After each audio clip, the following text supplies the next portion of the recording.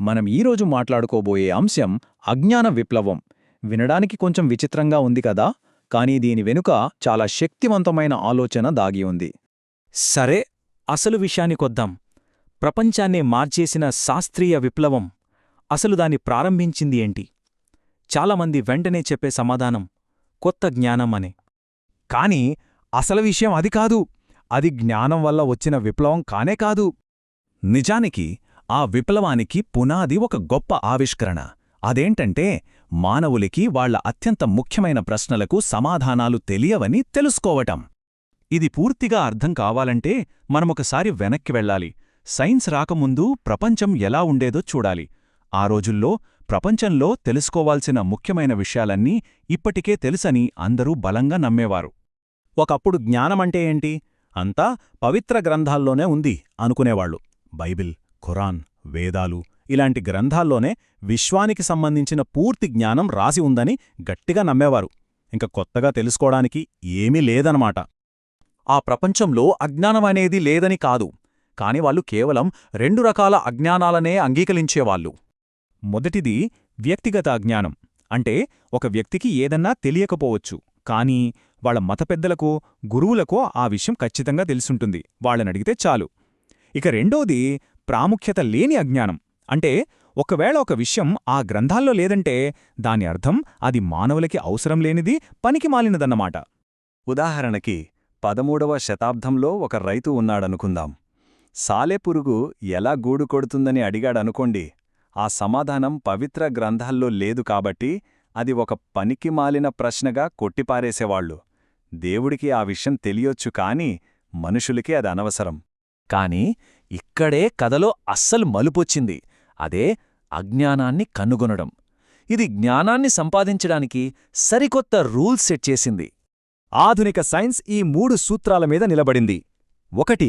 మనకు తెలియదని ఒప్పుకోవటం. లాటిన్లో దీన్ని ఇగ్నోరామస్ అంటారు. 2. తెలియని విషయాలకి సమాధానాలు వెతకడానికి పరిశీలన, గణితాన్ని వాడటం. ఇక 3. ఆ సిద్ధాంతాల నుంచి కొత్త టెక్నాలజీలను, కొత్త శక్తులను సృష్టించటం. అయితే మాకు తెలీదు అని ఒప్పుకోవడం వల్ల పురోగతి ఎలా సాధ్యమైంది? తప్పుగా ఉండటంలో ఉన్న అసలైన పవరేంటి?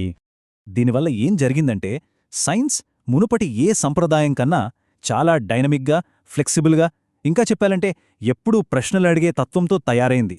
ఏ సిద్ధాంతమూ ఫైనల్ కాదు, దేన్నైనా ప్రశ్నించవచ్చు అనే ధైర్యమొచ్చింది. చూడండి, ఈ రోజుకి కూడా సైన్స్ మాకు తెలియదు అని ఒప్పుకోవడానికి అస్సలు సిగ్గుపడదు. మెదడులో చైతన్యం ఎలా పుడుతుందో బయాలజిస్టులకి ఇంకా పూర్తిగా తెలియదు. బిగ్ బ్యాంగ్కి అసలు కారణమేంటో ఫిజిసిస్టులకు తెలియదు. పరిణామ సిద్ధాంతం లాంటి తిరుగులేని నిజాలు కూడా కొత్త ఆధారాలు దొరికితే మారొచ్చు. ఈ ఆలోచనా విధానంలో వచ్చిన మార్పుని మనం స్పష్టంగా గమనించొచ్చు.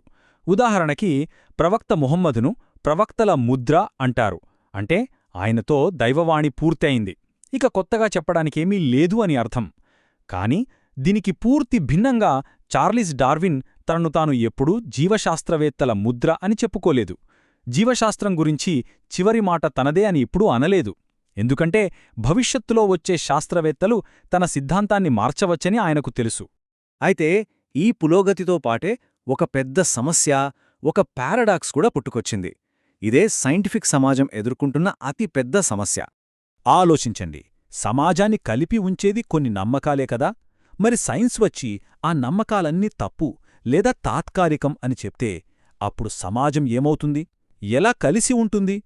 ఈ గందరగోళాన్ని పరిష్కరించడానికి 2 అశాస్త్రీయ మార్గాలను ప్రయత్నించారు.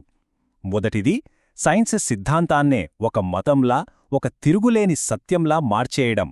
నాజీలు జాతి సిద్ధాంతంతో, కమ్యూనిస్టులు మార్క్సిస్ట్ ఆర్థిక శాస్త్రంతో అదే చేశారు. ఇక రెండో పద్ధతి, సైన్స్ని పూర్తిగా పక్కనపెట్టి మానవ హక్కులు లాంటి వేరే తిరుగులేని నమ్మకాల మీద ఆధారపడటం. దీన్నే లిబరల్ హ్యూమనిజం అంటారు. మరి ఇప్పుడు మనం ఏం చేస్తున్నాం? ఈ అనిశ్చితిలో స్థిరత్వాన్ని ఎలా వెతుక్కుంటున్నాం? దానికి కారణం మన కొత్త ఆధునిక విశ్వాసం. అసలు ప్రశ్న ఇదే.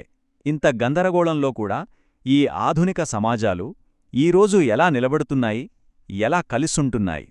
దానికి సమాధానం ఆధునిక విశ్వాసం. ఇది ఒక కొత్త రకం నమ్మకమన్నమాట. టెక్నాలజీ మీద, సైంటిఫిక్ రీసెర్చ్ పద్ధతుల మీద మనకు ఏర్పడిన ఒక రకమైన మతపరమైన నమ్మకమిది. పూర్వకాలంలో దేవుడు, మత గ్రంథాలు ఎలాగైతే సమాజాన్ని కలిపి ఉంచాయో ఇప్పుడు ఈ నమ్మకం ఆ పనిచేస్తోంది.